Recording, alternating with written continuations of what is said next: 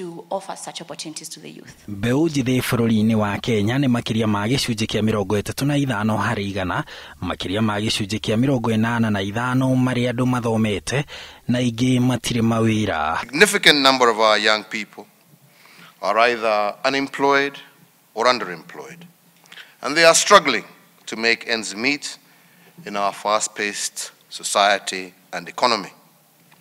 Na ona thengia thirikari kuga gĩcunjĩ kĩa 30 harĩ igana gĩa kandarathi cia mũingĩ ikaheagwo mbeũ njĩthĩ atumia na arĩa marĩ mawathe, ũndũ ũyũ ndũteithĩtie.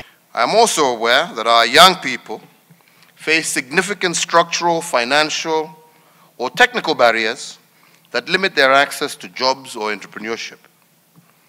And indeed it's for this reason that my administration nikio gĩtũmi thirikari ĩrĩ ũnyitanĩri na bengi cia KCB na Equity manyitanĩte magĩtanya gũteithĩrĩria gũthundũra biacara nini makĩria ya 200,000 cia kũguna andũ ethĩ. The idea of skilling and reskilling, which is what this is all about, is also your idea, because these institutions will provide about 100 billion Kenya shillings in capital, business development services and market linkages. These partners will also provide financial and digital literacy and entrepreneurship training to MSCs to support owners to grow and sustain their businesses. Mũtaratara ũyũ ũtanyĩtwo gũtura mieke ya mawira makĩria ma mirioni 5 thĩinĩ wa miaka 5 yukite. Thank you very much, Your Excellency.